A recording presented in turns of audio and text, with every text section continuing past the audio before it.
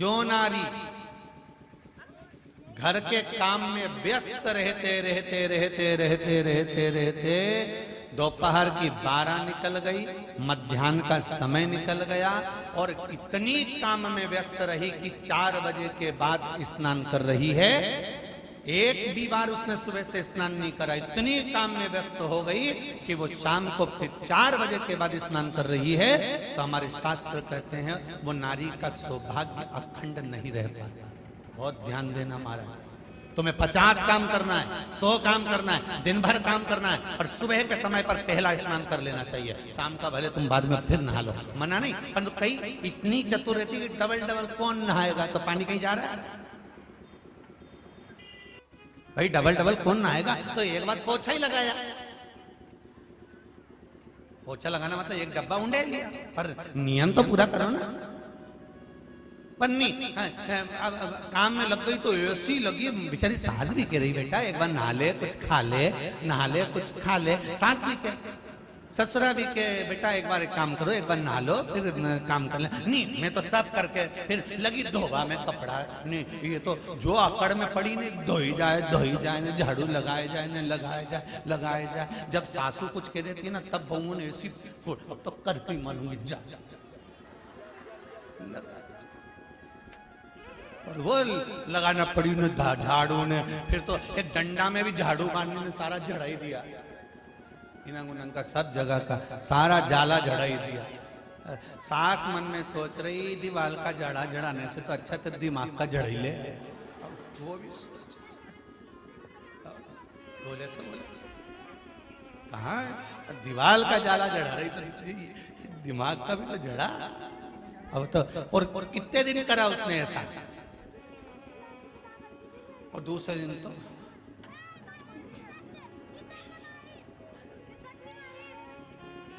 सास ने आवाज लगाई बेटा बहू, ओ बहू। बहू बोले हाँ मम्मी।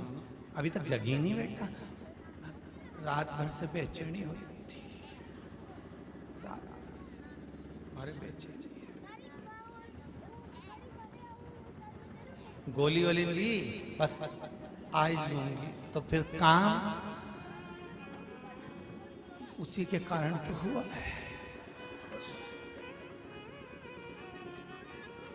सब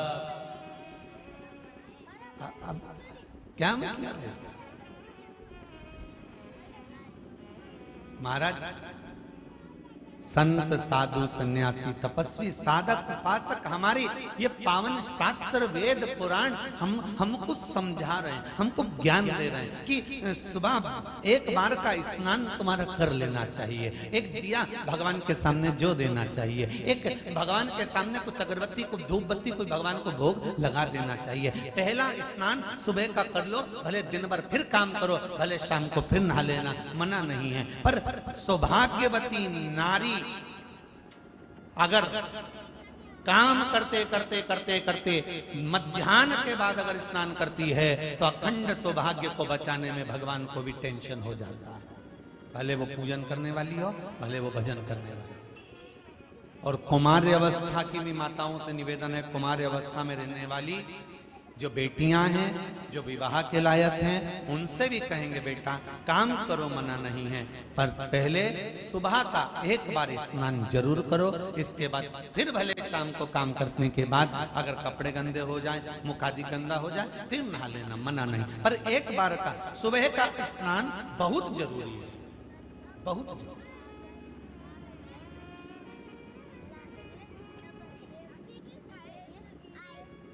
जो बेटियां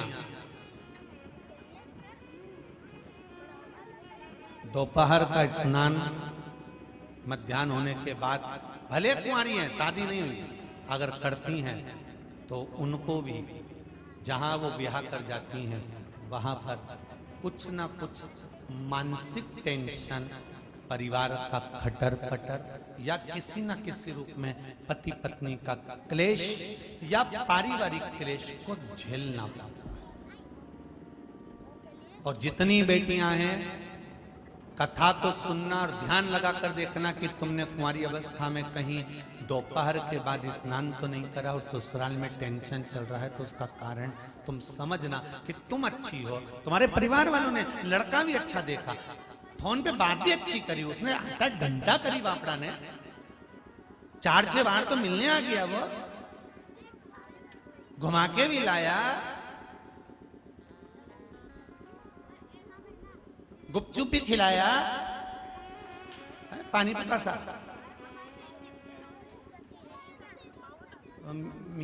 चाउमीन भी खिलाया, सब खिलाया। फिर ऐसा क्या हो गया शादी के बाद कि 1-1.5 साल तो अच्छे रहे, उसके बाद तो क्लेश क्लेश क्लेश। पहले तो सास भी फोन करती थी, ससुरा भी बोलता था, सब प्रेम से बोलते, देवरानी जेठानी सब इतने अच्छे से बोलते थे। अब क्या हुआ? उसका कारण बेटियां एकांत में बैठकर सोचना कि कहीं तुमने कुंवारी अवस्था में या अपने ससुराल में कहीं पर भी मध्याह्न के बाद तो स्नान नहीं करा, उसको निकाल कर देखना, फिर सोचना हो। और जिनका सौभाग्य में अगर दिक्कत आई है,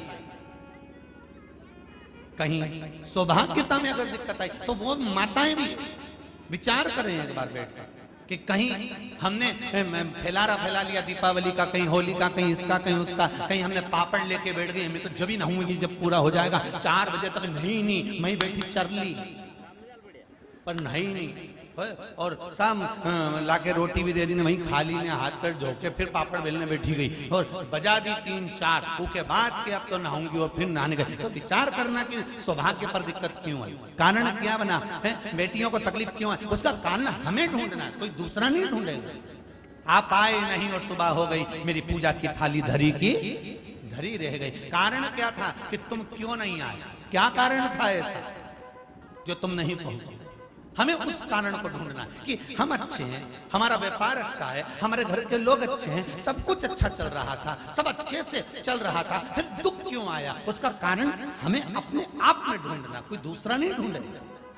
और तुम सियोर वाले महाराज जैसे ना जाने कितने महाराजों के पास में घूमोगे और सबके पास जाकर पूछोगे कि महाराज बताओ, महाराज बताओ, महाराज बताओ, सब बता देंगे कि तेरे घर में वो नारियल लटका, तेरे घर में वो धागा लटका, कोई कहेगा कि तेरे को हवा लग गई, कोई कहेगा कि तेरी हवाई छूट गई। तो ये सब चीजें कहीं मालूम पड़े कि कोई चीज हो रही है, कोई ये चीज हो रही है, कोई वो चीज हो रही है, तो दुनिया के लोग कहेंगे उसने जादू कर दिया, उसने टोना कर दिया, उसने ये कर दिया, उसको ये हवा लगे, उसकी हवा छूट जावे, उसकी ये हो जावे, उसकी वो हो जावे, तो कहीं बंधन छूट रहा है, कहीं बंधन लग रहा है। तो ये सब चीजें दुनिया के लोग तुमको कह सकते हैं, पर हम पितृ दोष देख रहे हैं, वास्तु दोष देख रहे हैं, हमने ग्रह दोष देखा, पर पत्रिका में दोष देखा, पर हमने अपना दोष देखा क्या कि हमने क्या करा है?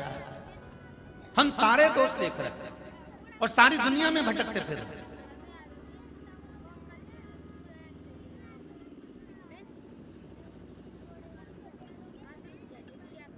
और दुनिया में दोष देख रहे हैं, इसलिए ना जाने कितनों के पेड़ पल रहे हैं, ना जाने कितने लोग तुम्हें दिन रात मूर्ख बनाने के लिए बैठे हुए हैं। जब टीवी खोलोगे कहीं ना कहीं का मिल जाएगा, हमारे पास आओ, हम तुम्हारा ये देखेंगे, हम वो देखेंगे। ना जाने दुनिया के लोग केवल तुम्हारे इन दोषों से लोगों के पेट भर रहे हैं अपने आप के, पर तुम अपना दोष नहीं निकालता। जितने आस्था चैनल के माध्यम से सुन रहे हैं, जितने फेसबुक यूट्यूब के माध्यम से सुन रहे हो, और जितने इस मंत्रमाला कथा को सुन रहे हो, आप स्वयं अपने दोष को देखना चालू करो, अपनी गलतियों को छांटना प्रारंभ कर दो। अपने आप के दोषों को जब निकालना प्रारंभ करोगे, किसी को कुछ दिखाने की जरूरत नहीं पड़ेगी। मेरा महादेव खुद टूटमान हो जाएगा, कृपा कर देगा, भंडार भर देगा। हमने देखा नहीं है, बस हम तो बस लोगों ने कह दिया तुम्हारे ये दोष है, तुम्हारे वो दोष है, तुम्हारे कर्मों में ये है, तो कर्म का दोष भी तो कटेगा।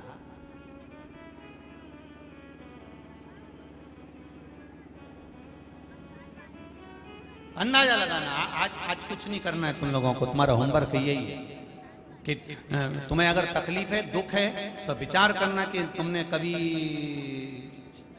दोपहर के बाद, मध्याह्न के बाद स्नान करा क्या?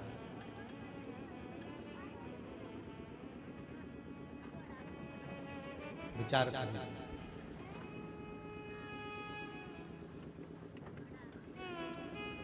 एक माता जी का पूजन होता है होली के बाद। कौन सी माता जी हैं? शीतला माता। क्या लिखा है उसमें? शीतला माता का पूजन शीतल समय में करो। माता जी की किताब में ये लिखा था कि जैसे रोटी सब्जी बना के, वैसे 10 बजे लग्गा लगाया, 8 बजे भोजन बनाने का, सब घर से चौके से फ्री हो गई। इसके बाद माता जी का प्रसाद बनाना चालू करा। माता जी का प्रसाद बनते बनते बनते बनते बज गई 12। 1 घंटा भोजन ठंडा करा और क्या ठंडे का भोग लगाने चली। जब गरम की गरम था, बस केवल 12-1 बजे तक रखा और 2-3 बजे फिर निकल गई कि मंदिर में भीड़ बढ़ जाएगी, भीड़ बढ़ जाएगी, तो 2-3 बजे रात को जाके पूजन करिए। कौन से महाराज ने कह दिया कि तुम रात को 2:30 बजे 3 बजे माता शीतला का पूजन करो? और कौन सी पुराण में लिखा है कि माता शीतला का पूजन रात को 2 बजे 2:30 बजे 3 बजे करना चाहिए? केवल भीड़ के चक्कर में तुम रात को 2-2:30 बजे 3 बजे माता शीतला का पूजन करने जा रहे हो। अब कोई रात को 2:30-3 बजे तुम अलमस्ती में, आनंद में, चकाचक होकर अपने घर में विश्राम कर रहे हो और कोई आके बेल बजा दे, कितना जरा मुंह से बोलो तो सही दमदारी से, ना जाने कहां आ गया। तुम जाओ खोलिए दरवाजा, पति के चले जा, कोई आए तुम ही जाओ। और तो अम्मा से कह दो वो खोले, हम काय को जाए, बोलो सही है कि गलत है? अब तुम आधी रात को शीतला माता से कह रही, माता शीतला हमारे घर में लक्ष्मी दे दीजिए। शीतला जी बोली अगली बार मत आ जाओ। शीतला माता ही करी, अभी तो आ गई, आधी रात के आ गया। इसको सुधर जाओ, अपनी अपनी गलतियों को स्वीकार करना चालू कर दो। थोड़ा सीहोर वाला महाराज बुरा जरूर है, पर प्रयास करूंगा कि भारत की भूमि पर जो गलत काम हो रहे हैं, हमारी पूजन पाठ में हम जो गलतियां कर रहे हैं, हमारे सेवा कर्म में हम जो गलतियां कर रहे हैं, उसको हम अगर सुधारेंगे तो आने वाली पीढ़ी सुधर कर चलेगी। नहीं तो लोग 12-12, 1-1 बजे जाकर पूजन करेंगे। हमें सुधारना है, कोई दूसरा नहीं सुधारेगा। लोग तो नियम बना लेंगे, हमारी सास भी इतनी बजे करती थी इसलिए हम तो इतनी बजे ही करते। तो हमने पूछा सांस कहां गई? तो गई ऊपर। अच्छा,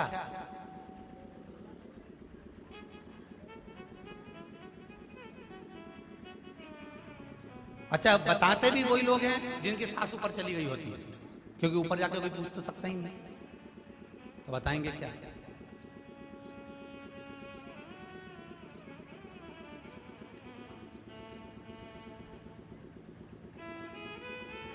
हमारी गलती को हम स्वीकार करें और हम जो गलतियां कर रहे हैं उनको हमें सुधारना। क्या सुधारना है हमको? हमारी गलती।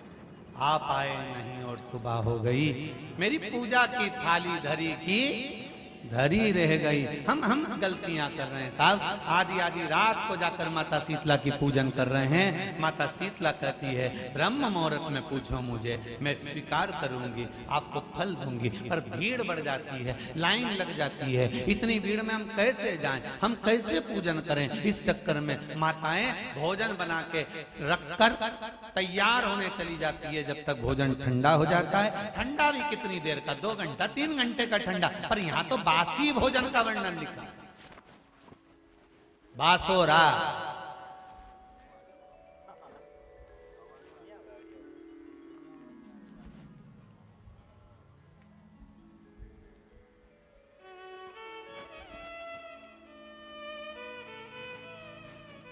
अब कई लोग कहते हैं हम सारी पूजन पाठ करते हैं गुरुजी, हम सारे मंत्र जाप करते हैं, हम सारे जो बोलते हो ना वैसा वैसा हम करते भी हैं गुरुजी हो। पर हो सकता है हाँ हमारी कुछ गलती हो सकता है। अपनी गलती को छाटो ना कि हम गलती क्या कर रहे हैं, हमने गलती क्या करी है, कारण क्या हो रहा है।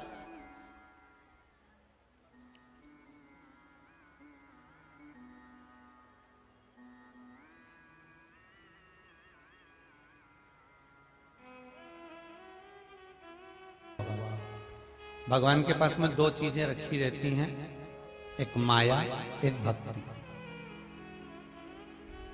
माया और भक्ति दोनों चीज भगवान के पास है। भगवान कहते हैं तुम्हें क्या चाहिए बोलो, वो दे देता हूं। तो भक्त ने पूछा इन दोनों में अंतर क्या है? भगवान शंकर ने कहा एक अंतर है दोनों में, माया मांगोगे तो तुम नाचोगे और भक्ति मांगोगे तो मैं नाचूंगा। दोनों में अंतर केवल इतना है, कि अगर तुमने माया मांग ली तो कमाने में इतने दौड़ते रहोगे, इतने नाचते रहोगे, यहाँ जाना है, वहां जाना है, ये काम करना है, वो काम करना है, ये कार्य करो, वो कार्य करो, तो माया तुम्हें नचाए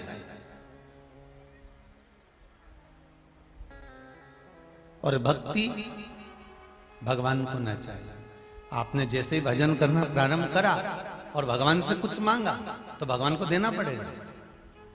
नरसिंह मेहता ने जो मांगा, मेरी बेटी का मायरा भरना है, भगवान ने 56 करोड़ का मायरा भर दिया।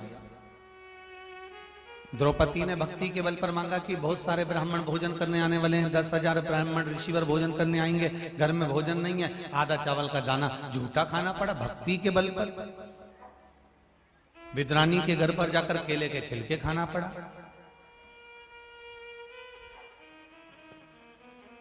अगर माया मंगी है तो आपको नाचना है, और अगर भक्ति मंगी है तो परमात्मा को नाचना। इसलिए आपको बार बार कथा में कहते हैं, भगवान से जब भी कथा समापन होती है, विराम होती है, प्रत्येक कथा में आखिरी दिन कहते हैं कि भगवान से कहना, भगवान ऐसा धन हमको देना कि हम भी जिंदगी में एक बार शिव महापुराण की कथा करवा सके, ऐसी संपदा दे।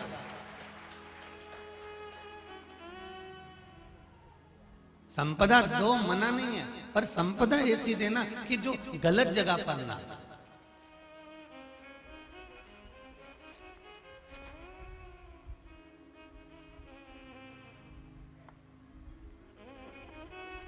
एक रुपया भी अगर आपका गलत जगह जा रहा है ना, हर 2 महीने में, 15 दिन में, 20 दिन में, 25 दिन में, 1 महीने में कोई घर का व्यक्ति बीमार पड़ता रह रहा है। अभी ये बीमार थे, मालूम पड़े वो बीमार पड़ गए, उनके बाद में वो बीमार पड़ गए, उनके बाद में वो बीमार पड़ गए। कुछ ना कुछ बीमारी चल रही है, घर को घेरी हुई है, और घर में लग रहा है कि ये बीमारी तो घर ही नहीं छोड़ रही है। बताओ, जब से कोरोना आया घर में पड़े पड़े सबने खूब खाया और सब अच्छे भी रहे, पर ये बीमारी तो पीछे ही नहीं छोड़ रही कि कहीं किसी को कुछ हो रहा है, कहीं किसी को कुछ हो रहा है। तो तुम्हें ऐसा लगे कि घर में बार बार बीमारी आ रही है और पूरा पैसा इधर उधर जा रहा है, तुम्हारे घर में पैसा नहीं जुड़ रहा, तो समझ लेना कि कहीं ना कहीं हमारे कमाने में या हमारी भक्ति में कहीं ना कहीं कुछ ना कुछ गड़बड़ी हो रही है। या तो कमाने में गड़बड़ी हो रही है, या हमारा भजन, हमारी भक्ति, हमारा स्मरण, हमारी श्रद्धा, हमारा विश्वास डोल गया।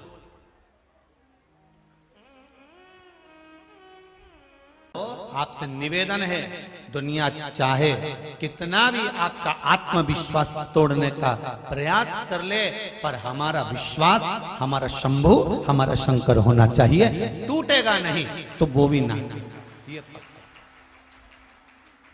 अगर विश्वास नहीं टूटा ना तो परमात्मा को नाचना पड़ेगा।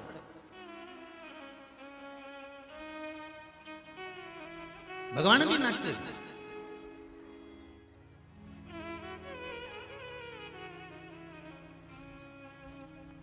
तुम कब नाचते हो? जब तुम्हारा विश्वास टूट जाता है।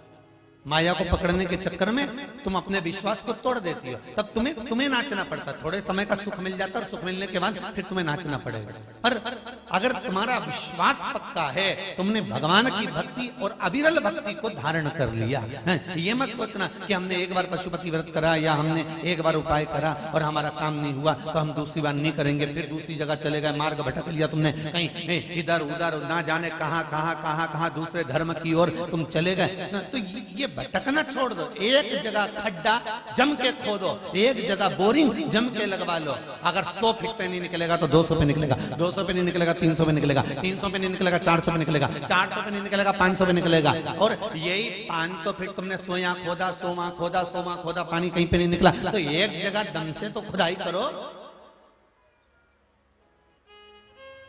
एक विश्वास के साथ जब हम परमात्मा की भक्ति को धारण करते हैं, एक भरोसे के साथ जब हम भगवान की भक्ति को धारण करते हैं, तो परमात्मा क्यों ना सुख देगा। लाखों के दुखड़े जो तू हर गया डमरू वाले, तो मेरे दुखड़ों को देख कर क्यों डर गया डमरू वाले। माना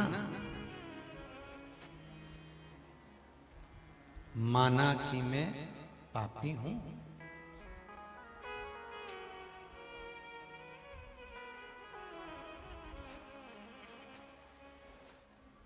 माना कि हम पतित हैं, माना हम पतित हैं, पर पतित पावन तेरो नाम, ओ शंभु त्रिपुरा। माना हम पतित हैं। अरे भैया, संसार में जितने जन्म लिए हो, चाहे सियोर वाला महाराज हो चाहे तुम हो, कोई ऐसा नहीं है। संसार में कोई जिसने जन्म लिया है, कोयले की कोठरी में जन्मे हैं अपन, कोयले की कोठरी में। कहीं काम, कहीं लोभ, कहीं आसक्ति, कहीं वासना, कहीं तृष्णा, कहीं मोह, व्यक्ति के जीव में थोड़ा ना थोड़ा आ ही जाता है। अब कितना बचने का प्रयास करोगे साहब?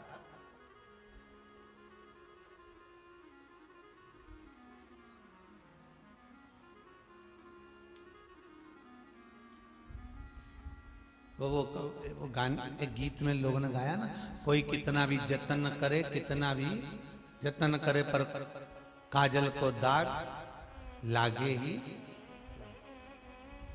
अब कितना ही प्रयास करो, कहीं काम, कहीं लोभ, कहीं आसक्ति, कहीं तृष्णा, कहीं वासना, कहीं मोह, कहीं माया, ये व्यक्ति को कहीं ना कहीं खींचने का प्रयास करती है। पर शिव महापुराण की कथा बहुत सुंदर कहती है।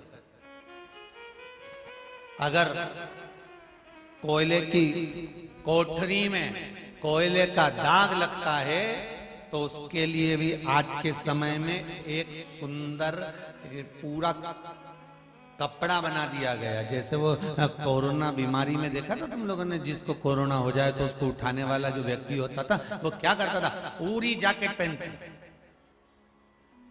पूरे कपड़े पहनता था, हाथ में ग्लव्स, पांव में मोजा, ये वो, और पूरा ढका हुआ नहीं, इधर मुंडा में कांच दिखे, बाकी का सब ढका ढुकाया, और कहीं नहीं दिखे, और पसीने में भले नहा दिया हो, और जब गया और उसने फिर उठाया तो उसको कोरोना लगा?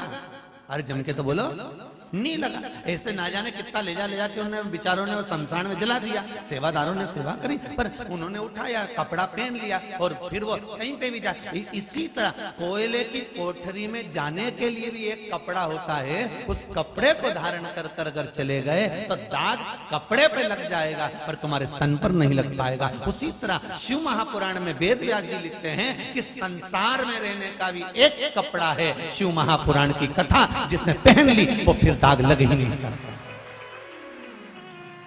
कपड़े तो पहनो अच्छे जोरदार के। ये कितना चिल्ला चिल्ला के उन्होंने कहा जैकेट पहनो, जैकेट पहनो, जैकेट पहनो, है? अरे वो फ्लाइट में भी रखते हैं एक जैकेट कि मान लो ऊंचा नीचा हो जाए तो बेचारी वो फ्लाइट में भी भाई पूरा इशारा कर करके बताती है।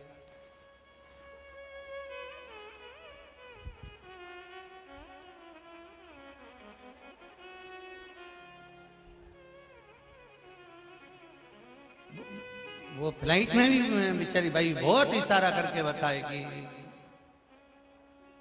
फिर पुस्तिका भी उठाए जैसे महाराज उठाए।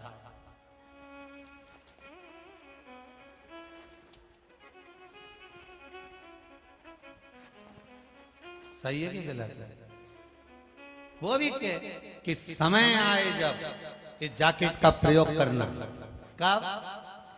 जम के बोले जरा, समय आया। और कहीं कहीं का तो ऐसा चतुर होता है कि उन्होंने कहा नहीं हम तो पहन के बैठे, जा जैकेट डरी है तो हम पहने, पर नहीं। जैसे हमारे यहाँ शास्त्र कहता है कि मंत्र माला कब प्रयोग करना, कहाँ प्रयोग करना, कहाँ पर बैठ कर करना, कैसे करना, उसका भी एक समय होता है। भगवान का भजन कहाँ करना, उसका भी एक समय होता है। मंदिर में कब जाकर पूजन करना, उसका भी एक समय होता है। कब स्नान करना, उसका भी एक समय होता है, उसका भी एक समय।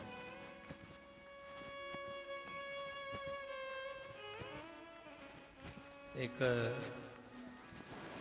पहले हमारे नमक चौराहे पर, हमारे हम जहाँ रहते थे सीहोर में, नमक चौराहे पर, वहाँ छावनी में श्री हनुमान जी की मड़ैया थी। अम्मा मंदिर बन गया छोटा सा, पहले मड़िया थी छोटी सी, पीपल के पेड़ के नीचे।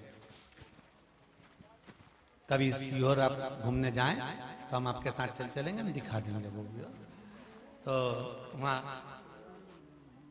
मड़िया थी छोटी सी, तो कोई एक दादाजी आते थे, बढ़िया कपड़ा बड़ा सफेद पहन के, और 2 अगरबत्ती लेके आते थे और अगरबत्ती जलाई और वो मड़िया के अंदर घुस के और हनुमान जी के बिल्कुल वहीं पास में बैठ के अगरबत्ती हनुमान जी की दोनों आंख के कम से कम 15 से 20 मिनट कोई दर्शन नहीं कर पाए। वो आंख के पास ने, नाक के पास ने, मुंडा के पास हनुमान जी के वो अगरबत्ती घुमाए। अब पहले तो छोटे से थे तो ध्यान तो था नहीं, तो मन में सोचते थे, परंतु कि क्या पता हनुमान जी भी क्या सोचते होंगे। जब ये आते होंगे तो हनुमान भी सोचते होंगे आग लगा के जाएगा, हनुमान जी भी पीछे खसक जाते होंगे। विचार वहीं अगरबत्ती लेने दो, आंख के पास में घुमा। आपसे निवेदन है, जिस देवी देवता को आप दिया लगा रहे हो, जिस देवी देवता के सामने आप पशुपति व्रत कर रहे हो, जिस देवी देवता के सामने आप दीप प्रज्वलन कर रहे हो, देवता की जहां शिवलिंग होता है, ये शिवलिंग, ये जलाधारी, ये शिवलिंग रखा है। कई माताओं की आदत होती है, कई भाइयों की आदत होती है कि जहां, स्पीकर बंद हो गया सर, जहां शिवलिंग होता है, रिटर्न बंद है, जहां शिवलिंग होता है तो वहां जहां शिवलिंग रखा हुआ है कटी में, जहां शिवलिंग रखा हुआ है कटी के अंदर, जहां शिवलिंग का भाग उस जलाधारी पर रखा हुआ है, तो वो जलाधारी पर जहां रखा है, ये मां जगत जननी जगदम्बा है, माता पार्वती जी का हस्त कमल है। और आप लोग दिया कहां रख देती हो? कई माताएं दिया रख देती है, जहां शिवलिंग है तो उसके आसपास में जो गोल जलाधारी है उसी पे दिया रख देती है, जला जला जला। नहीं भाई, बहुत ध्यान रखिए महाराज, बहुत ध्यान रखो जरा, बहुत ध्यान रखिए आप उस चीज का कि ये जो दिया आपने रखा है, जो ये दिया आप रख रही हैं, इस दिए को उस जलाधारी से आपको थोड़ा दूर रखना, भगवान के करीब नहीं, भगवान को लगना नहीं चाहिए। श्रीफल नरियल आप शिवलिंग की इस जलाधारी पर नरियल नहीं रखना है आपको।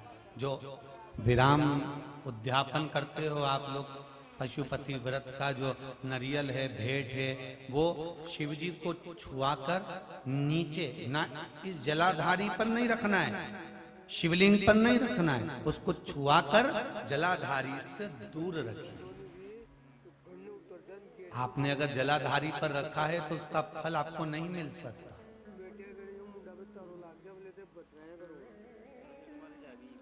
उसका फल बहुत ध्यान देना पूजन पाठ में। आप स्मरण में महाराज, पूजन पाठ और स्मरण में अगर आप ध्यान देंगे तो आपको पूजन का फल पूर्ण मिलेगा। पूजन का फल जब मिलता है तो आपके पूजन का क्रम श्रेष्ठ है।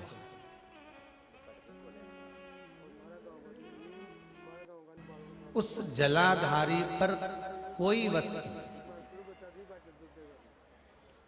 शक्कर ले जाओ या मीठा ले जाओ या आप कोई सामग्री लेकर जा रहे हो तो वो जलाधारी पर नहीं रखना।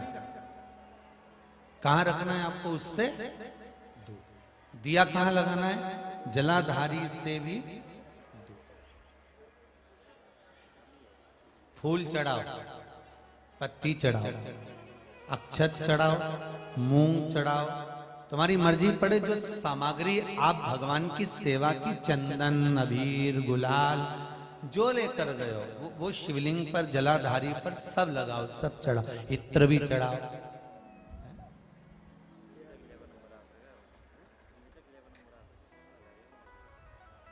सब समर्पित करो।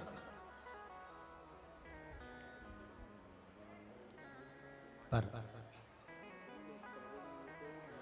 उस जलाधारी से थोड़ी दूरी बनाकर, उससे उससे थोड़ा दूरी बना लें, उसके बाद आप रखें महाराज।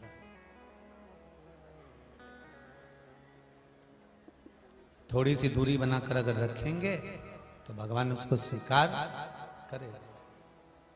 जैसे रुद्राक्ष की माला पहन लेने वाला व्यक्ति, गले में अगर एक रुद्राक्ष पड़ा हुआ है या तुलसी की माला पड़ी हुई है, पद्म पुराण के पाताल खंड में अध्याय नंबर 7, अध्याय नंबर 9,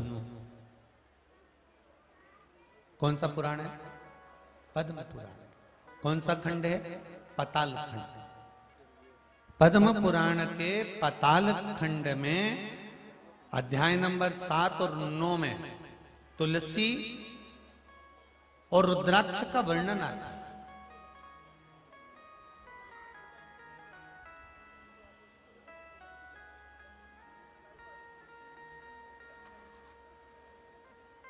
कि मान लो अगर मनुष्य का शरीर मिला है और आपके जीवन में कोई आपको गुरु ही नहीं मिला, कोई अच्छा सदगुरु प्राप्त ही नहीं हुआ,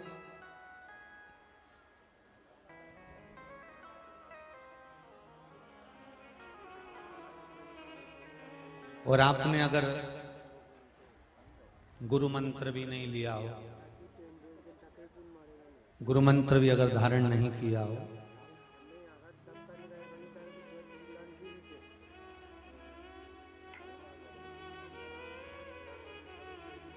कई लोग कहते हैं जिसका गुरु मंत्र नहीं होता, जो गुरुमुख नहीं होता, वो कितना भी दान पुण्य कर ले, लगता है क्या? जम के बोलो, नहीं लगता। तो शिव महापुराण में पद्म पुराण के पाताल खंड के 7वें और 9वें अध्याय में लिखा हुआ है, मान लो अगर आपका दान पुण्य आपके खाते में नहीं जा रहा है, तो फिर शास्त्र कहता है कि आप गले में रुद्राक्ष पहन लो या तुलसी की माला पहन लीजिए, फिर तो आप जो दान करेंगे वो आपके खाते में जाना प्रारंभ हो जाएगा।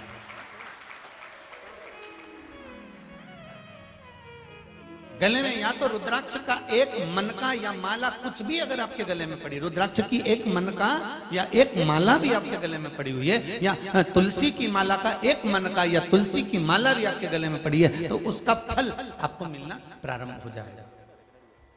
उसका फल आपको मिलना प्रारंभ हो जाएगा महाराज।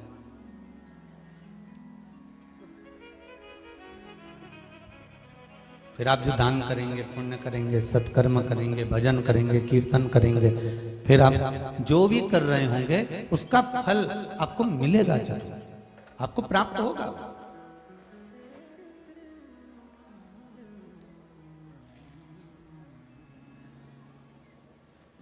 अच्छा, कई लोग कहते हैं गुरुजी माला पहनने से क्या होता है, रुद्राक्ष पहनने से क्या होता है, तुलसी की माला हम पहने या रुद्राक्ष की माला पहने, लोग क्या कहेंगे, हम नवयुवक बच्चे, आज के जमाने के लड़के लड़कियां ऐसे पहनेंगे तो लोग क्या कहेंगे। कई स्कूल तो ऐसे हो गए जहां माला तक कह देते हैं पहनकर मत आना।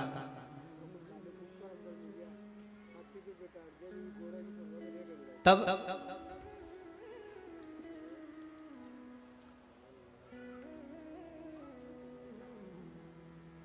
भाई,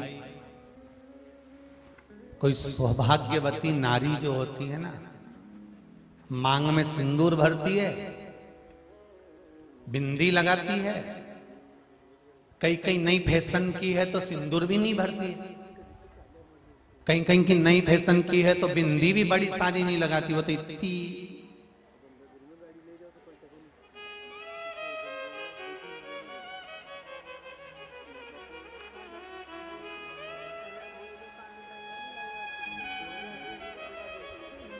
दिख गई।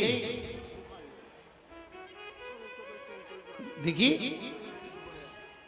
बस माथा में जैसे जू नहीं दिखे, नहीं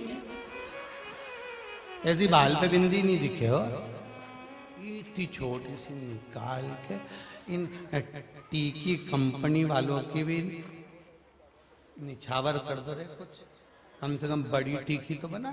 इतनी छोटी, इतनी छोटी, इतनी छोटी। चलो जाना, मांग से नहीं मालूम पड़ा, टीकी से नहीं मालूम पड़ा, बिछुड़ी से नहीं मालूम पड़ा, चुड़ला से नहीं मालूम पड़ा, पर मालूम कैसे पड़ा कि शादी हो गई तो कि गला में मंगलसूत्र पड़ा हुआ था, उससे पहचान आ गई कि काली पोत पड़ी हुई है, गले में एक सूत्र पड़ा हुआ है, उससे पहचान आ गई कि ये शादीशुदा है, इसका विवाह हो चुका है। विवाह हो जाना मतलब अब ये पति की निगाह में है। ये भले किसी भी मॉल में जाके सामान खरीदेगी, कोई ना कोई सूचना दे ही देगा, तो भाभी जी वहां पर सामान खरीद रही थी वो, तो पति की निगाह में है। दुकान पे जाओ तो कैमरे की निगाह में हो, विवाह होने के बाद पति की निगाह में हो।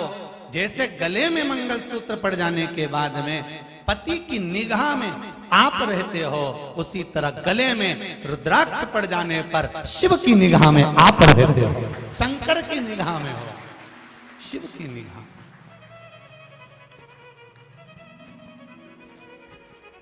हमारे दो ही रिश्ते, एक हमारे भोले बाबा और दूजी गौरा रानी सरकार, हमारे दो ही रिश्तेदार। शिव महापुराण की कथा कहती है, जो गले में रुद्राक्ष पहनता है या गले में तुलसी की माला धारण करता है, इनको पहचान लिया जाता है कि ये कौन सी कंपनी का माल है।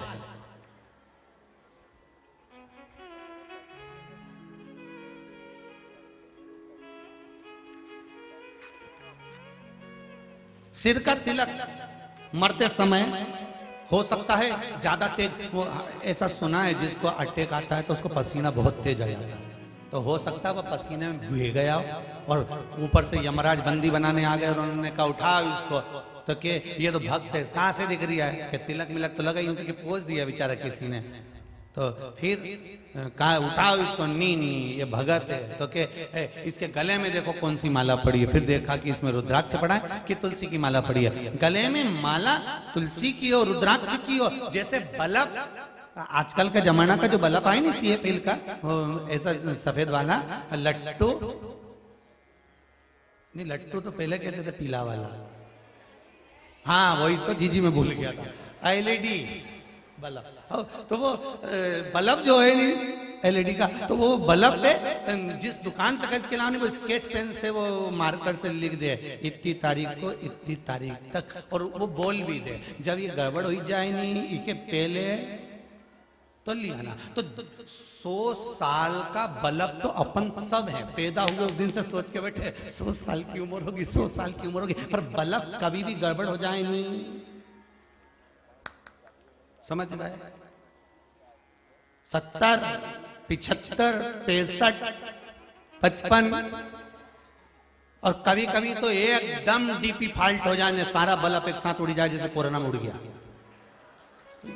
ये भी नहीं कह सकता, कभी कभी तो फॉल्ट हो ही जाए, लाइट है तो अगर बल्ब गड़बड़ करे तो इसको वापिस ले आना, मैं बदल के दे दूंगा। भगवान भी करें कि याद रखना, जैसे बल्ब कंपनी का माल कंपनी में वापस चले जाता है, दूसरी कंपनी वाला लेगा क्या, बजाज वाला वो कौन सा बोले CFL का, और दूसरे कंपनी का ले ले, तो ये कंपनी का वो कंपनी में नहीं जाए, वो कंपनी का वो कंपनी में नहीं जाए, जिस कंपनी का उसी कंपनी का मालिक वापस करेगा और तुम्हें दूसरा बल्ब उसी कंपनी का देगा, उसी कंपनी का देगा।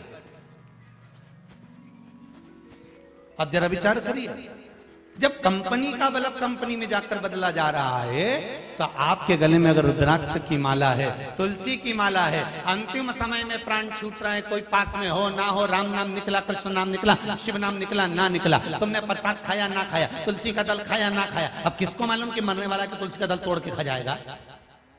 नहीं हो सकता तुमने प्लानिंग करके रखी हो कि तुलसी का पौधा ही बाजू में लेके चल रहा हो साथ में, जैसे निपटेंगे वैसे खा लेंगे। तो ना हमको मालूम ना तुमको मालूम कि मरते समय, अब मरने का समय आ गया तो कोई बोल दे कि हाँ तुम आधे घंटे बाद मरने वाले हो, निपटने वाले हो, तो भी तुम तुलसी नहीं खाओगे। सबसे पहले तो जायजा छोटे बेटे की थी, बड़ी बेटे की थी, मंझले की थी, संजले की थी, पत्नी को इतना दे दो, कुटुंब को इतना दे दो, और मालूम पड़े ऊपर से यमराज भी कर अब निपटने का समय आ गया, 5 मिनट बटे, बस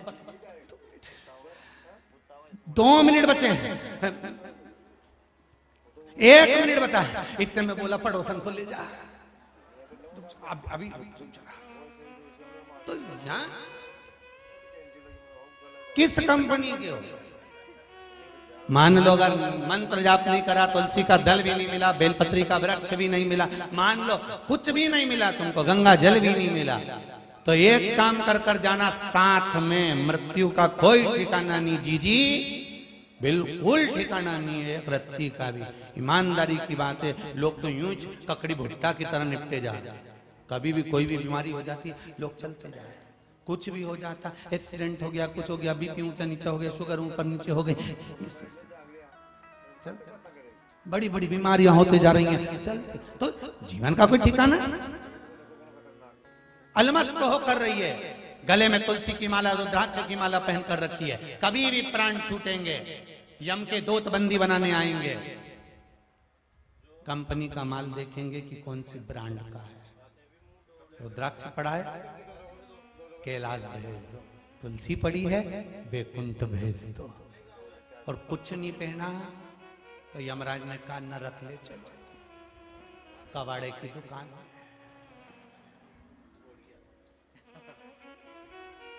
सब कबाड़ा मिलेगा।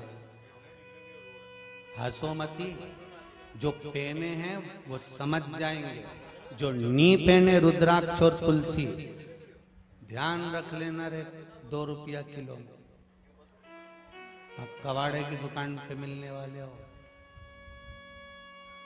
शिवरात्रि से नियम बना लेना कि मैं गले में एक रुद्राक्ष, गले में नहीं पहनूं तो हाथ में पहनूं, हाथ में नहीं पहनूं तो कानों में पहनूं, कानों में नहीं पहनूं तो कंठ पर पहनूं, पर एक मनका पहनूं, माला नहीं पहनूं तो एक पहनूं, एक तुलसी की माला पहनूं, तुलसी की नहीं मिले तो एक मनका की पहनूं, पर पहनूंगी जरूर पहनूंगी। ये नियम शिवरात्रि से बना लो कि जीवन का कोई भरोसा नहीं।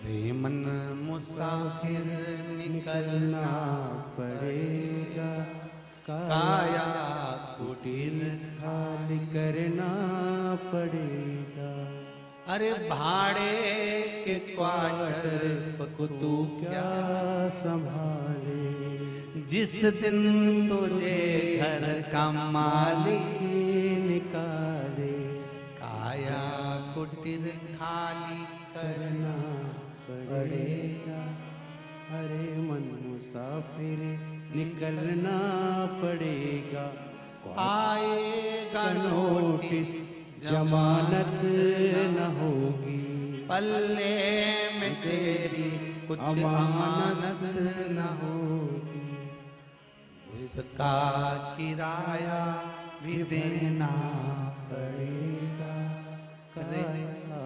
कुटी खाली करना पड़ेगा, रे मन मुसाफिर निकलना पड़ेगा, काया कुटीर खाली करना पड़ेगा। अरे किराए के मकान में रह रहे हो और इतने अभिमान में जी रहे हो, कितना अहंकार। हरे राम जरा जरा सी बात में कह दे मेरा घर, मेरी बहू, मेरा बेटा, मेरी जमीन, मेरा प्लाट, मेरी जायदाद, मेरी काया, कितना भी मान। और किराए के मकान में रह रहे हो, जब तक श्वास दे रहे हो तब तक के श्वास चल रही है तब तक दे रहे हो, किराया देना बंद, घर से निकाल दिया धक्के मार के, चल चल निकल तोरी जगदम्बा, चल बाहर, कौन रखे। और वारे किराए के मकान से भी कितना प्रेम, किराए के मकान में रहते रहते भी और प्रेम कितना। किराए का मकान की फर्श बेकार हो गए, फर्श बदलवा दिया, जब जाना है तो फर्श बदलने की जरूरत क्या है। छत खराब हो गई, टीन बदला दी, छत बदला दी। मकान मालिक ने कहा क्यों तुमने छत क्यों बदलाई, हमने पैसा लगाया है, मकान हमारा हो गया। कैसे हो गया, किराए के मकान में रह रहे हो, किराए के मकान की छत कोई बदलाता है। अरे बोलो तो जम के, और बदला दी तुमने तो। अब रहते रहते 80 साल हो गए, छत बदला दी, खिड़की दरवाजे बेकार हो गए, खिड़की दरवाजे बदला दिए। और एक दिन आ गया मकान का मालिक को निकाल के बाहर कर दिया। ये उसी में का तो हाल है। फर्श खराब हुआ, पैर खराब हो गए, क्रीम लगा लगा के पैर सही कर लिया फर्श। छत खराब हो गई, महाराज की तो कहीं कब की हुई है, थोड़े बहुत आते नहीं है, ताऊ जी निपट जाते। राम जी करे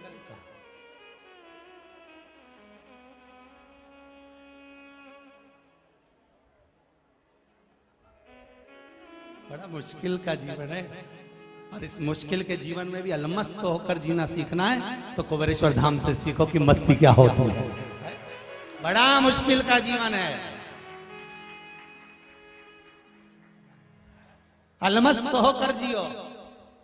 जीवन बहुत छोटा है, बहुत छोटा जीवन। महाराज अब छत खराब हुई, छत बदलवा ली, खिड़की गड़बड़ हो गई तो क्या कि इनका कांच बदल दो, कांच बदलवा ली। चौखट खराब हो गई, सागौन की दी थी, साजड़ की लगवा ली। पूरी चौखट, किसी किसी की तो चौखट दरवाजा ऐसा हो गया निकली भारी आई जाए।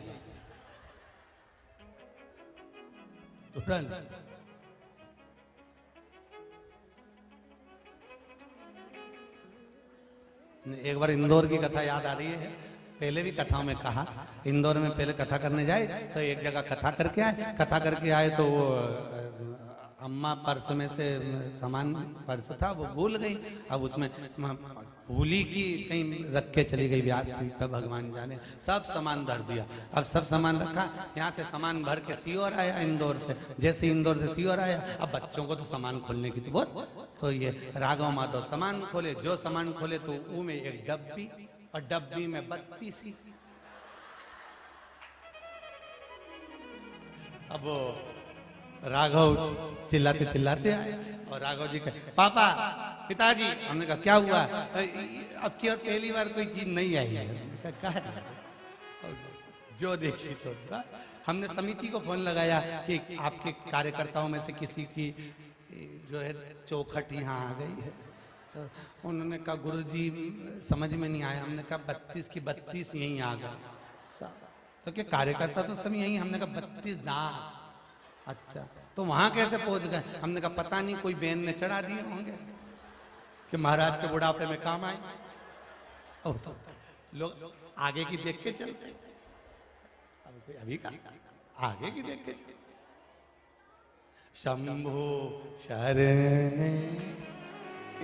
मांगू घड़ी रे घड़ी दुख काटो दया करी नदर सन आपो। अब अरे जीवन है मनुष्य का, कुछ भी किराए के मकान में रह रहे हो। अरे सारा किराए का मकान तुमने बदल लिया, सब कुछ हो गया, पर मकान मालिक एक दिन आ गया, चलो बाहर निकलो। यमदूत आ गए, चलो आत्मा को निकालने के लिए। रो रहा है, भड़क रहा है, तड़प रहा है, नैनों से नीर बहा रहा है। अब कैसे जाऊं मैं छोड़कर। रे मन मुसाफिर निकलना पड़ेगा, काया कुटिर खाली करना पड़ेगा। अरे भाड़े के क्वार्टर को तू क्या संभाले, जिस दिन तुझे घर का मालिक निकाले।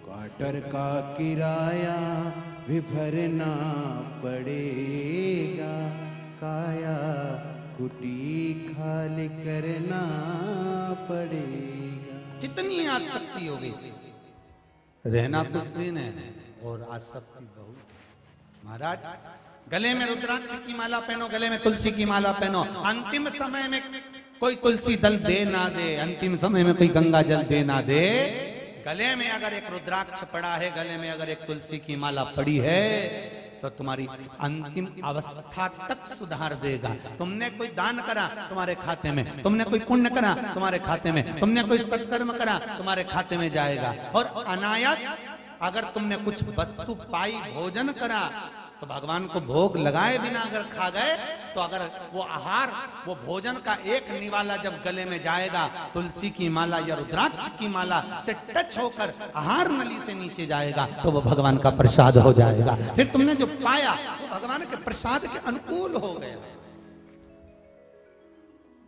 बना लो नियम, शिवरात्रि से बना लो।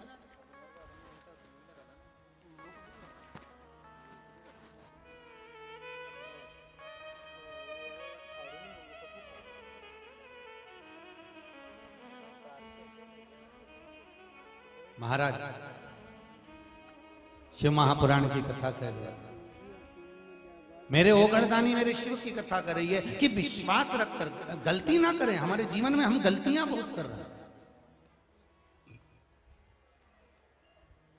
हम मध्याह्न के बाद में स्नान अगर कर रहे हैं तो वो दुख है, तकलीफ, कष्ट। प्रातः के समय पर 1000 घर में काम पड़े रहे, पहले सबसे पहले आप 1000 काम पड़े हैं, पहले स्नान करो, भले फिर काम में लग जाओ, दूसरी बार फिर नहा लेना, पर पहला स्नान हो जाना चाहिए। महाराज हमारे यहाँ पर कहते हैं घर से जो भूखा जाता है पूरा दिन भूखा रहना पड़ता है, इसलिए घर से जोरदार निपटा के जाओ। भले थोड़ा बहुत खाकर जाओ पर घर से खाकर जाओ।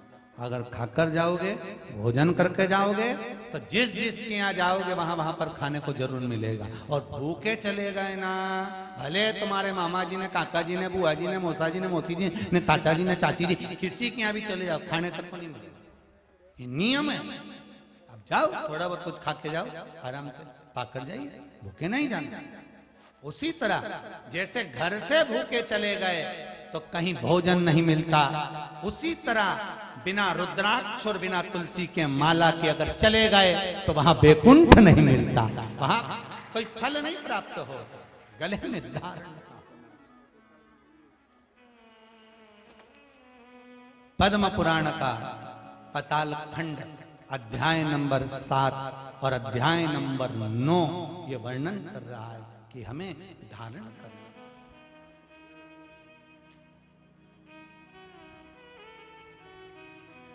महाराज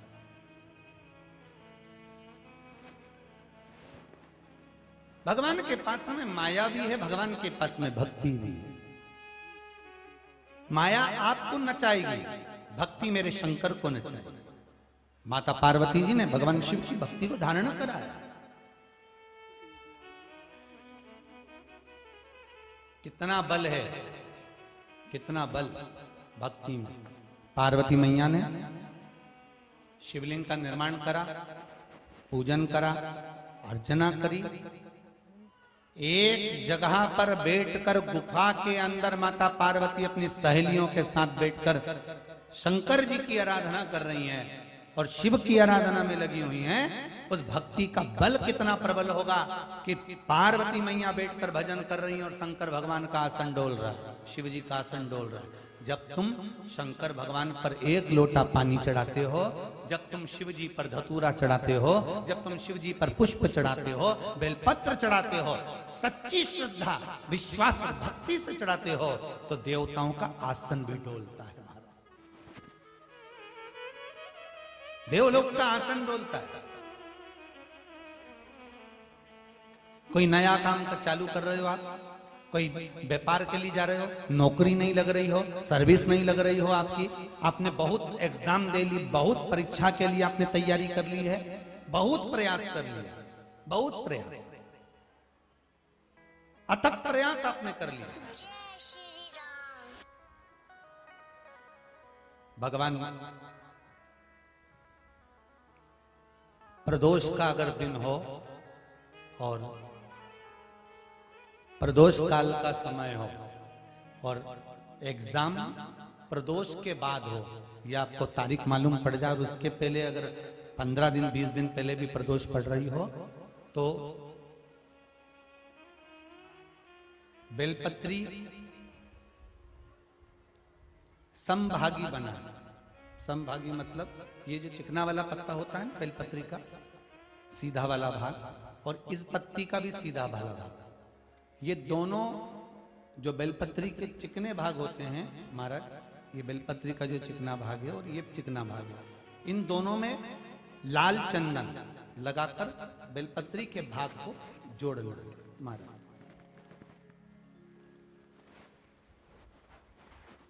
इस भाग को अपने हस्त कमल में रखकर, उल्टा हाथ उस पर रखकर भगवान देव अधिदेव महादेव के 12 ज्योतिर्लिंग का स्मरण करना। श्री शिवाय नमस्तुभ्यम, या पंचाक्षर मंत्र नमः शिवाय, या षडाक्षर मंत्र ओम नमः शिवाय। पंचाक्षर मंत्र हो, षडाक्षर मंत्र हो, श्री शिवाय नमस्तुभ्यम शिव महापुराण का मूल मंत्र हो, स्मरण कर कर उस मंत्र का अपनी कामना कहकर अशोक सुंदरी वाली जगह पर उसको छुआकर भगवान शंकर पर उसका स्पर्श कराकर उसको लाकर नंदी का एक चरण, ऊंचा भाग जहां चरण का हो, नंदी जब शिव जी के सामने होता तो उसका एक पांव ऊंचा होता है, नंदी का जो पांव ऊंचा हो, उस मंदिर में जो भी, चाहे आगे पांव हो पीछे का पांव, जो पांव उस मंदिर में हो ऊंचा, उस चरण के पास अपनी कामना कर कर रख दीजिए, और थोड़ा सा मूंग, हरा मूंग थोड़ा सा, श्री गणेश जी महाराज का नाम लेकर किसी भी गौशाला में या नंदी गण जहां हो, आपके मोहल्ले में कोई नंदी हो जो घूमता हो रोड पर, कोई बैल हो, तो उसको वो मूंग खिला दीजिए, और उसके बाद थोड़ा सा मूंग हथेली लेकर थोड़ा सा खिलाकर आप अपने एग्जाम पर या कोई व्यापार चालू कर रहे हो या नौकरी करना चाह रहे हो, सर्विस करना, आप उसके लिए चले जाओ, उसमें सफलता मिलेगी। पर करना किसको पड़ेगा? जो व्यापार करने जा रहा है, जो नौकरी करने जा रहा है, जो सर्विस करने जा रहा है, जो अप्लाई करने जा रहा है, जो अप्लाई के लिए आगे बढ़ने जा रहा है, कोई कंपटीशन एग्जाम में बैठने जा रहा है, करना उसको।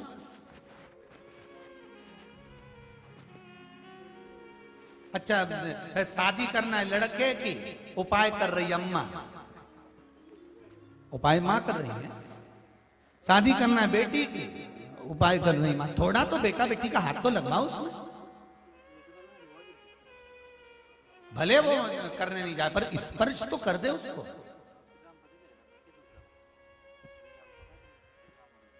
फिर कल वाली बात आ गई महाराज, तुम समोसा खाओगे तो तुम्हारे पेट में जाएगा, वो खाएगा उसके पेट में जाएगा। तुम भजन करोगे तुम्हें मिलेगा, वो करेगा उसको मिलेगा। दान तुम करोगे तुम्हारे खाते में जाएगा, वो करेगा उसके खाते में जाएगा।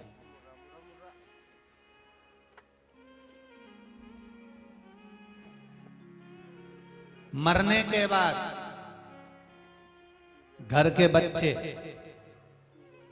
दान देते हैं, मरने के बाद तो पिता के लिए दिया गया, पत्नी के लिए दिया गया, पति के लिए दिया गया, अपने दादा परदादा के लिए दिया गया, कुटुंब कबीले के लिए दिया गया, वो दान जो तुम दे रहे हो उसके खाते में कितना गया?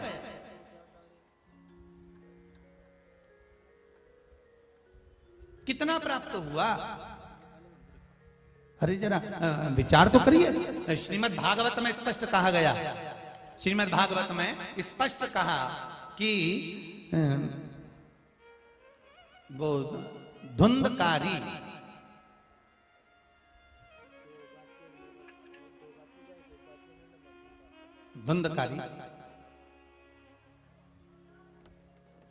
के लिए तर्पण करा गया, तिलांजलि दी गई, गया जी का श्राद्ध करा गया, ब्रह्म कपाली करी गई, ब्राह्मण भोज कराए गए, भंडारा कराया गया। गोकर्ण ने अपने भाई के लिए कितना कितना प्रयास किया।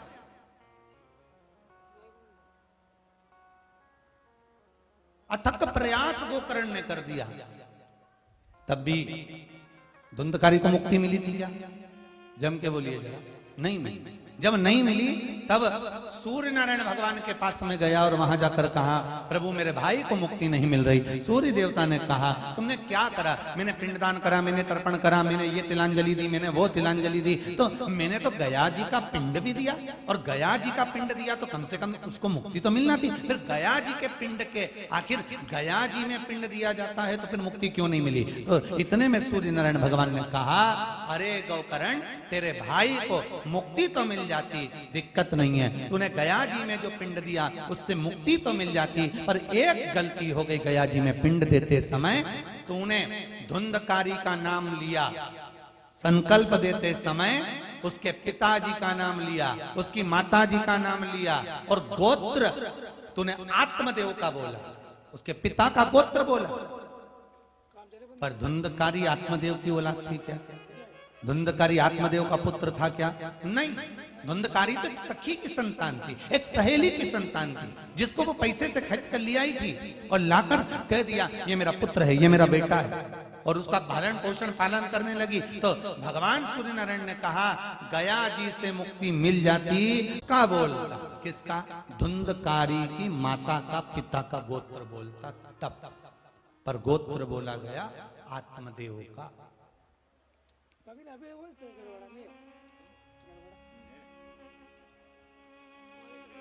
फिर भागवत सुनाई।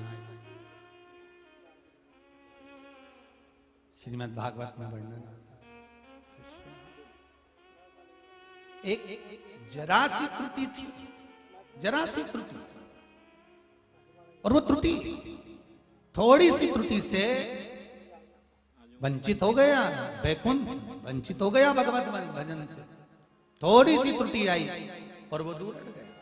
नहीं तो कितना तर्पण, तिलांजलि, सब कुछ करा। तो आप जो मर गया, जो चले गया, उसके लिए जो दे रहे हो, कितना मिला उसको?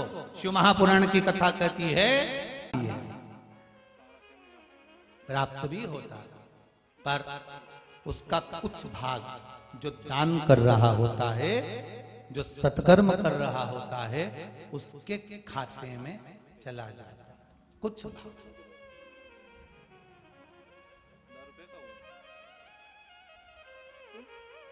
उसके खाते में गया जरूर है, पर जिसने दान किया उसके खाते में गया। तो वो जो जीवात्मा गई है, जो चले गया, जो मर गया, उसके खाते में क्या था? शिव महापुराण की कथा गरुड़ पुराण कहती है, शिव पुराण कहती है, पद्म पुराण, अग्नि पुराण, नर्मदा पुराण, श्रीमद् भागवत, सारी कथाओं में नरकों का कथन आता है। उसमें वर्णन आता है कि जीते जी अगर तुमने किसी को दान दिया है, जीते जी भोजन कराया है, जीते जी किसी को एक गिलास पानी पिलाया है, जीते जी कोई सत्कर्म करा है, तो वो तुम्हारा दान, पुण्य, धर्म तुम्हारा अटल है, फिर वो नष्ट नहीं हो सकता। तुम्हारे द्वारा जो किया गया, फिर भले मरकर चले गए, वो अपनी मत बुरे कर्म कर वरना पछताएगा, भगवान की आंखों से तू बच नहीं पाएगा, तू बच नहीं पाएगा। अरे ओ अज्ञानी मत करना दानी।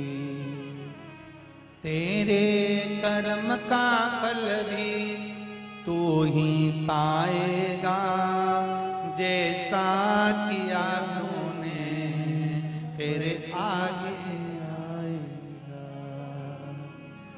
कोई दूसरा नहीं भोगेगा भाई।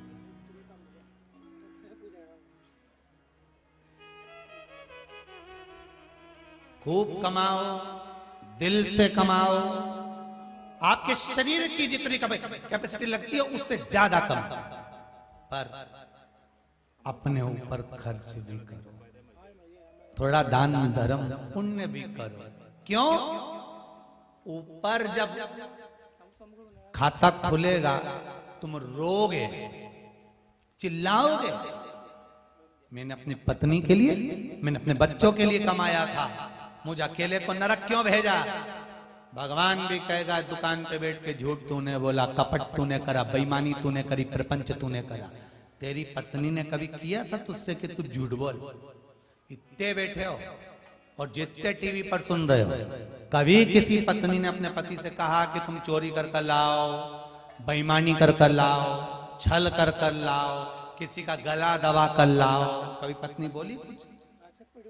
बच्चों ने कहा पापा जाओ चोरी कर कर लाओ, जाओ कपट कर कर लाओ, बेईमानी कर कर लाओ, छल कर कर लाओ।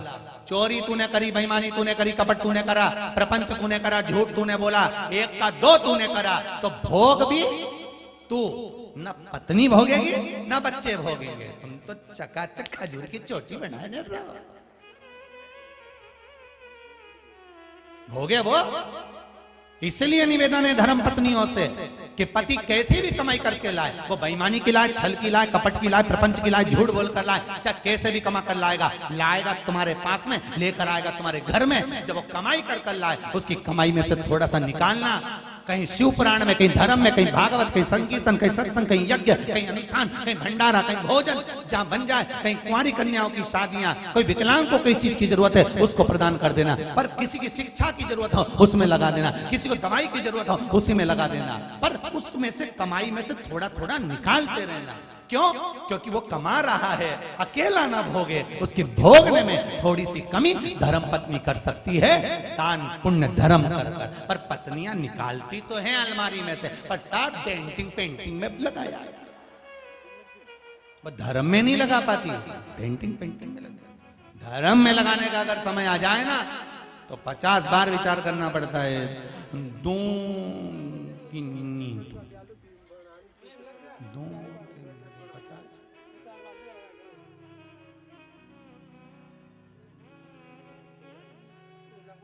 अरे भाई, राम नाम के हीरे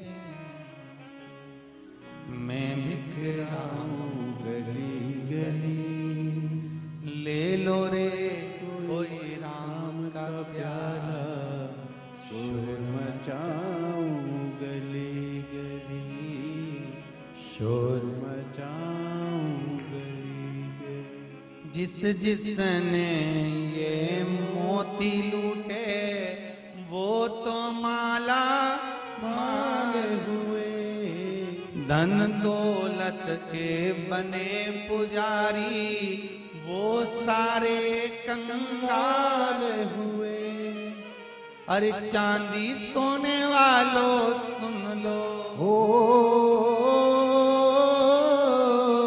चांदी सोने वालों सुन लो, एक दिन ऐसा आएगा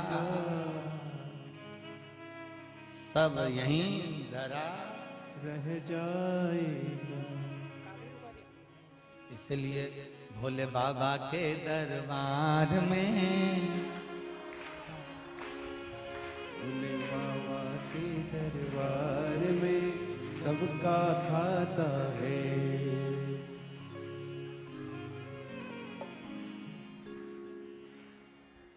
शिव लहरी के दरबार में खाता सबका।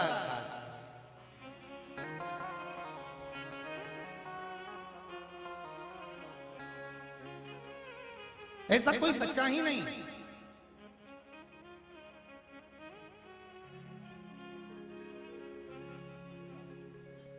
दो प्रमाण पत्र सबसे ज्यादा काम के, बहुत ध्यान देना, ये दो नहीं होंगे, एक प्रमाण पत्र नहीं होगा तो कहीं एडमिशन नहीं होगा, दूसरा प्रमाण पत्र नहीं होगा तो बैंक में पड़ा हुआ दंड नहीं मिलेगा। पहला जन्म प्रमाण पत्र, दूसरा मृत्यु प्रमाण पत्र। समझ में आ गई है? ये दो प्रमाण पत्र अगर नहीं होंगे तो किसी काम का नहीं। हॉस्पिटल में अगर बच्चे ने जन्म लिया है तो फिर उसका जन्म प्रमाण पत्र होना, जम के बोलो जरा, जरूरी है। और मर गए तो सिद्ध करके मरो कि हम मर गए, उसका भी प्रमाण पत्र होना चाहिए। श्रीमान मोहनधारी जी, श्रीमान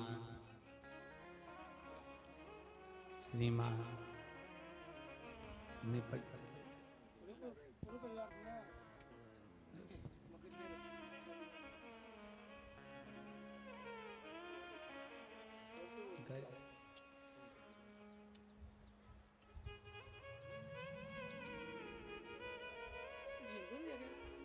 चार अगरबत्ती, एक माला, टेबल पे फोटो,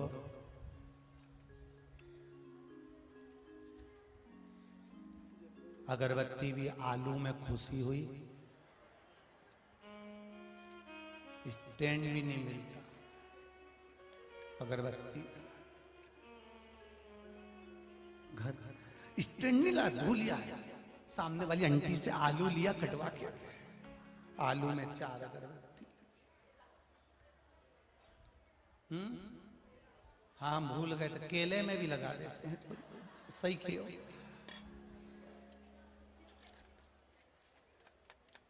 भगवान आप सबकी याददाश्त ऐसी बना के रखे, कम से कम याद तो दिला। क्या मृत्यु का समय है, अंतिम क्षण, कुछ नहीं है, सब भटक गया। पर जो शिव महापुराण की कथा आपने सुनी है, जो शंकर का नाम श्री शिवाय नमस्तुभ्यम कहा है, जो तुमने दान धर्म पुण्य सत्कर्म किया है, वो आपके खाते में रखा, खत्म नहीं। शिव मंदिर में चढ़ाया हुआ एक लोटा पानी तुम्हारी अंतिम सांस तक तुम्हारे साथ है, और ऊपर भी साथ देगा जीवात्मा के साथ, अंतिम क्षण तक।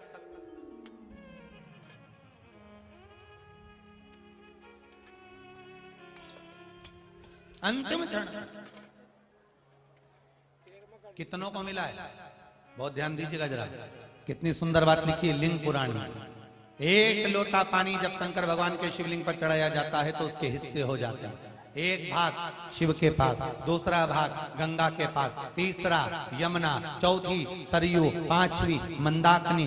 भारत की भूमि की जितनी नदियां हैं सारी नदियों में उसका भाग चले जाता है। शिव के शिवलिंग पर चढ़ाया हुआ एक लोटे का पानी का भाग 33 कोटि देवताओं के हिस्से में चले जाता है। शिवलिंग पर चढ़ाया हुआ एक लोटे पानी का भाग मृत्यु लोक में जो देव वृक्ष हैं, पीपल, आम, बड़, तुलसी, बेलपत्री, गूलर आदि जो देव वृक्ष हैं उनके खाते में चले जाता है। शंकर भगवान पर चढ़ाया हुआ एक लोटे का भाग आपके पितरों के खाते में चले जाता है। शंकर भगवान पर चढ़ाया हुआ एक लोटे का पानी आपके पूर्वजों के आहूतों जो गर्भ अवस्था में शांत हो गए, कुंवारी अवस्था में मर गए, वो प्रेत योनि में जो पड़े हुए हैं उनको प्राप्त हो जाता है। एक लोटा पानी जो तुमने शिव जी पे चढ़ाया उसका थोड़ा थोड़ा थोड़ा थोड़ा भाग आपके सात्विकता में, आपके बच्चों की इनकम में, आपके बच्चों की विद्या में, आपके जीवन के वैभव में, आपकी तरक्की में, उन्नति में उसका हिस्सा हो जाता है। मात्र एक लोटा पानी जो शिव जी पे तुमने चढ़ाया है वो कितनी जगह बांटा गया है, जरा विचार तो करो।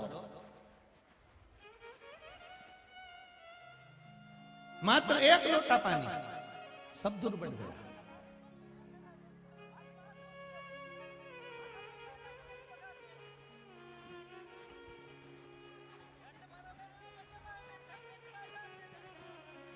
इसीलिए शास्त्र कह रहा है महाराज कि भगवान की भक्ति का जो रस है वो साधारण, इसीलिए कहा कोई पी ले।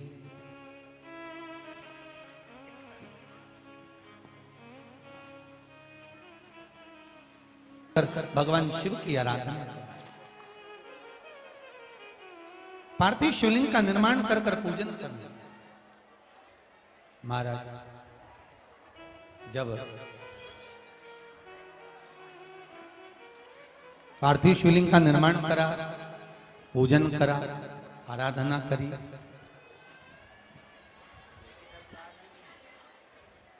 और आराधना करने पर जब शिव महापुराण कह रही है कि माता पार्वती जी ने जब शिव की आराधना करी है तब भगवान शंकर का कैलाश डोल गया, भगवान शिव का कैलाश डोल गया।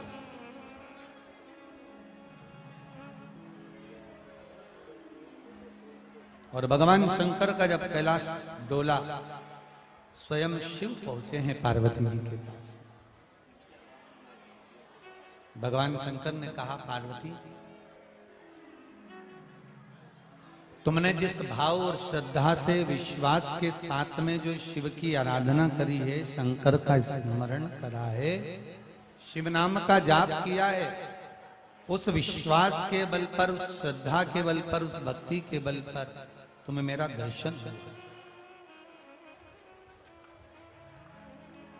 एक बात अपने जीवन में उतार कर रखिएगा कि आप जिस विश्वास के बल पर भगवान की आराधना करते हो, जिस विश्वास के बल पर आप शंकर भगवान पर जल समर्पित करते हो, शंकर भगवान उसी विश्वास के बल पर आपको सुख प्रदान करते हैं, उसी विश्वास के बल। तेरा ही दिया मैंने खाया पिया है, तेरा शुक्रिया है, तेरा शुक्रिया। उसी विश्वास के बल। देखो एक पत्र बड़ा सुंदर आया महाराज, पत्र है नीरज जी विश्वकर्मा, कहीं बैठे हैं आप ही? हाथ उठाइए जरा, हाँ खड़े हो जाओ, आगे वालों को बिठा दो पहले।